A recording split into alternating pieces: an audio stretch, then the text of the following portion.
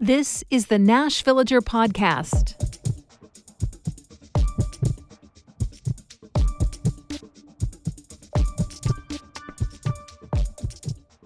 It's June 18th, 2026. On this day in 1934, President Franklin Delano Roosevelt signed a law that changed the way Americans traveled across the country. The Hayden-Cartwright Act mostly authorized spending for much-needed road maintenance, but it also set aside 1.5% of that funding to pay for a survey of the nation's highways. And at the same time, Tennessee obtained a sliver of the money to create its own statewide highway planning survey, too. Highways did already exist on both the state and federal levels, but the number of people driving cars had increased dramatically, leading to lots of wear and tear.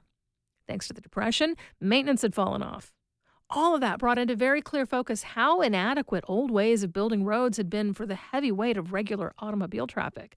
And folks were starting to realize they needed a more methodical plan for determining where roads should be and which ones should be the strongest. So the surveys took a very close look at where existing highways were, the paths that industrial transport lines were taking, the locations of factories, farms, and population centers. And from there, planners began to map out the ideas that would later, under the Eisenhower administration, evolve into our modern interstate highway system. I'm Nina Cardona, and this is your daily digest of what's happening around Middle Tennessee with context and backstory from Nashville Public Radio, WPLN News. Road building was a real concern in Tennessee from the earliest days of settlement. In 1794, 2 years before this area became its own state, Congress allocated money to cut and clear a wagon road from East Tennessee to the Nashville area that came to be known as the Walton Road. The Natchez Trace was in use from at least 1802. Many of the earliest roads cutting across the state were built by private companies and operated as turnpikes, a.k.a. toll roads, meant to connect agricultural communities to the cities where farmers could sell their goods. I'm talking about Gallatin Pike, Franklin Pike, etc. Those were technically private operations, but companies did need a charter from the state to build those pikes, and in many cases, the state invested up to a third of the money needed to construct the road. It also set the standards for how wide roads should be, how they should be marked with a system of cuts on trees, basically a predecessor to modern road signs. And that was the way things worked until the 1840s. At that point, the state realized it wasn't really getting much real benefit from its investment in private turnpikes. And besides, rail lines were the transportation of the future. So the state essentially got out of the highway business for the next 70 years. Not that it stopped paying attention to roads entirely. In 1889, the state declared that from that point on, any new roads would be public property. 2 years later, the General Assembly passed a law giving counties primary control over those roads. And another 2 years after that, in 1893, the federal government established its first highway department. The timing couldn't have been better. That was the year the first automobile was built.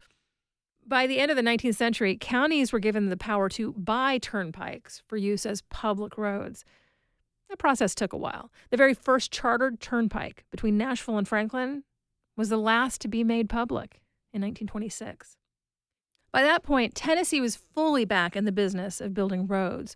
The first state-owned highway of that era, built across the length of the state, was built on the route of that very first road commissioned by Congress back in 1794, but extending it further in each direction. It became known as State Route 1, or the Bristol to Memphis Highway. Today, it's Highway 70, with the old Walton Road making up much of the part designated 70 North. For a very long time, the thing that changed the most about Tennessee's roads were ownership and the technical specifications. How are they paved? What kind of signs are there? That kind of stuff. But the actual paths themselves largely stayed the same. So they kept reflecting the locations of the state's oldest settlements in any given county, and the easiest way from getting from those to the cities like Nashville and Memphis in an era of horse-drawn wagons. And some of those paths were even older, since they'd started as traces beaten into the ground by the movements of buffalo herds. The roads got wider, they got stronger, but they mostly traced the same lines on the map. And that's not an anomaly. An oral history interview with one of the men who carried out that first federal highway survey said that he noticed over the decades of his work that communities might grow, but they tended to grow proportionally to one another in the same places they'd long been. It's why many of the interstates ended up running parallel to existing highways, like the way that I-24 echoes the path of the older US 41, or how a lot of I-40 runs alongside Highway 70. The big divided roadway may cut a straighter path, but it links the same towns and cities. The one big exception to that rule in Tennessee came in the person of Governor Ned Ray McWhorter. He won office in the mid-'80s on the slogan, "Schools plus roads equal jobs." And one piece of following through on that concept was launching the state's largest ever road building project, constructing 1,000 new miles of roads connecting Tennessee's most far-flung rural counties to the existing interstate system with divided highways that could support tractor-trailers. In other words, he bet on the idea that growth patterns could change if the infrastructure changed. And so he eliminated one of the impediments to industrial development in what had been the most remote corners of the state. Now work is underway for the next big chapter in Tennessee highways. But in some ways, it echoes the earliest chapters of our road-making history. Some of the busiest stretches of Tennessee's interstates will be reworked to include what Governor Bill Lee likes to call choice lanes, like the old turnpikes. Drivers will have to pay to travel on those. In just a few minutes, one Nashville neighborhood famously split by an interstate decades ago is split again, this time by political redistricting. That's coming up after the newscast.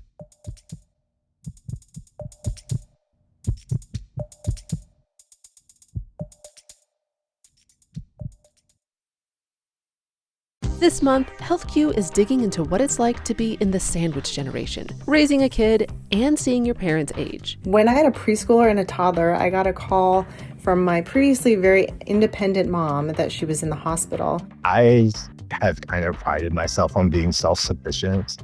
And in this season of life, that's almost been laughable. Tune in Tuesday mornings. For more, check out WPLN.org/HealthQ, a collaboration with KFF Health News.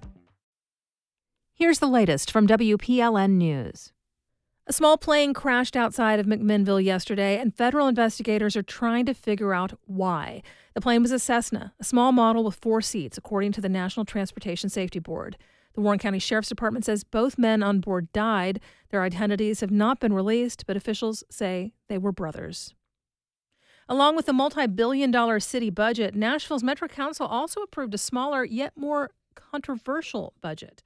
This one was for the Central Business Improvement District, or CBID, and it funds services like street cleaning and security for downtown Nashville. These are funneled through the Nashville Downtown Partnership.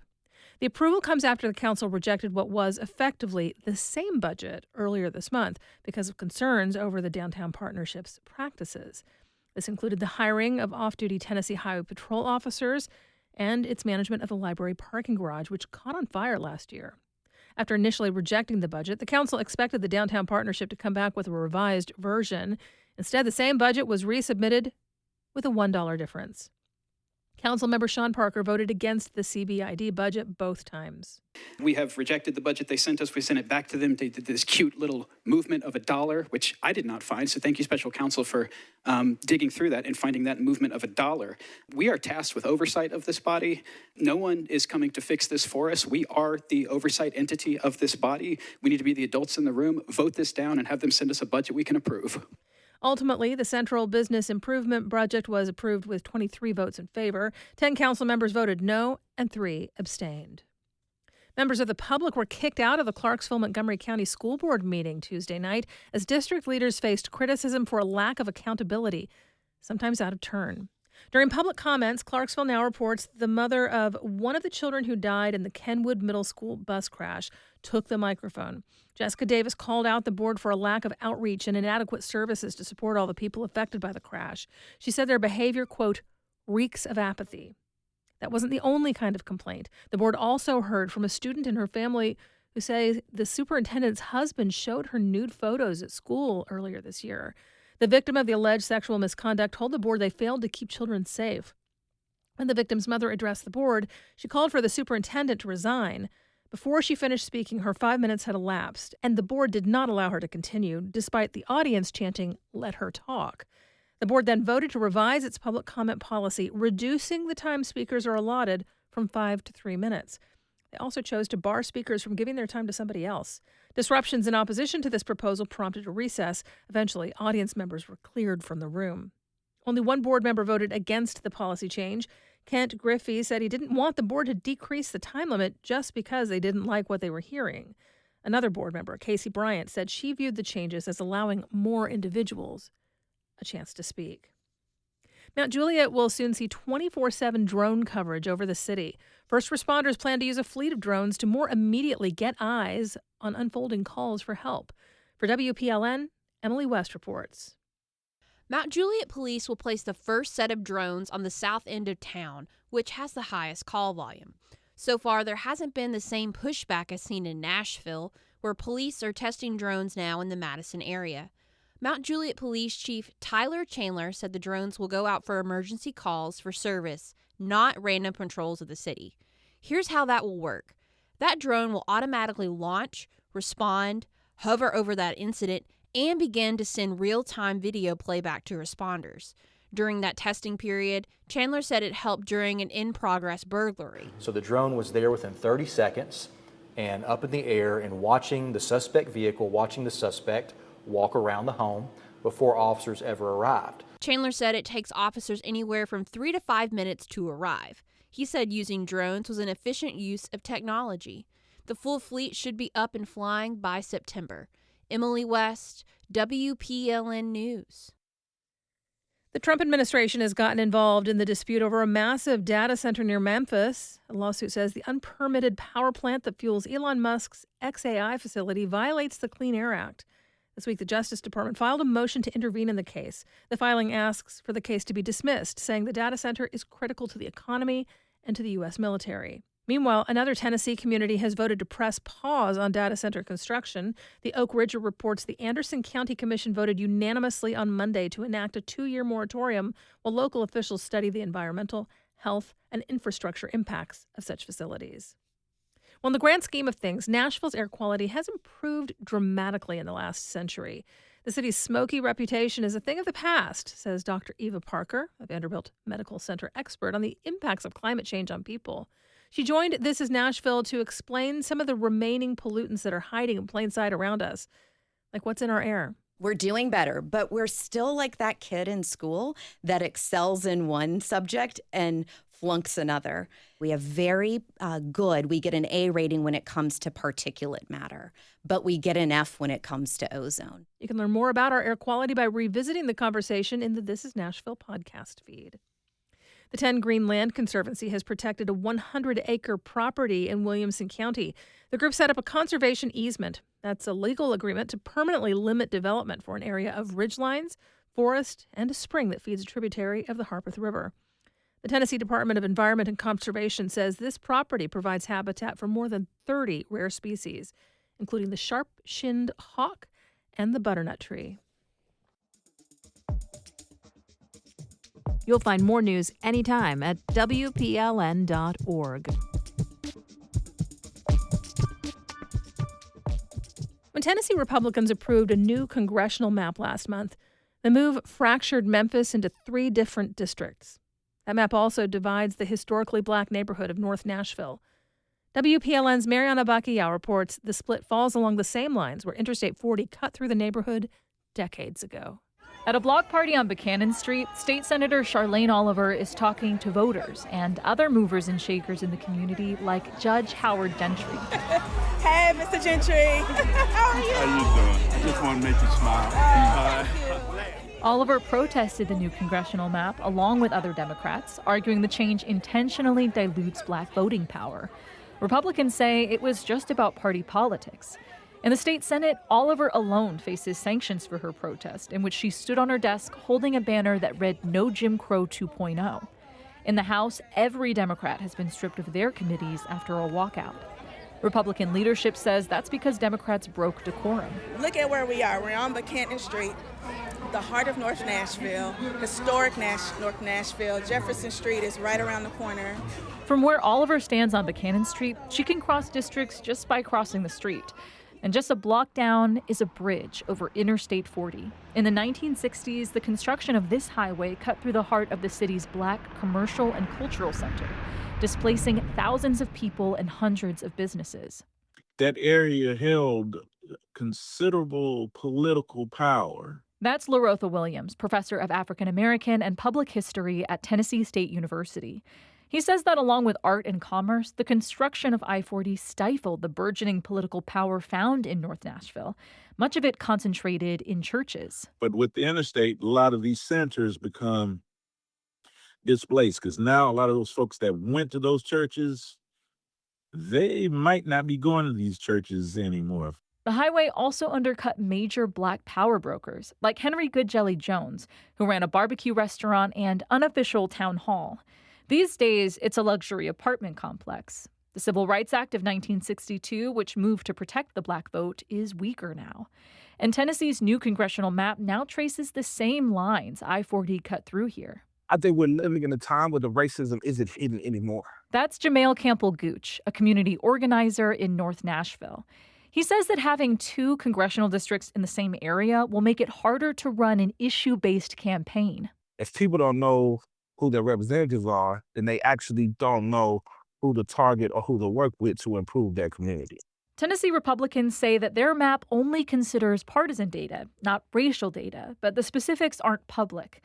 Recently, a mathematician at the University of Chicago found the only way to recreate Tennessee's map was to feed a computer racial data. It just confirms what I think the average everyday person knows, is that our legislator is racist, and it will do whatever it can to stay racist. Republicans deny that. In a statement to WPLN News, Senate Speaker Randy McNally says race, quote, played absolutely no role in the decision-making process.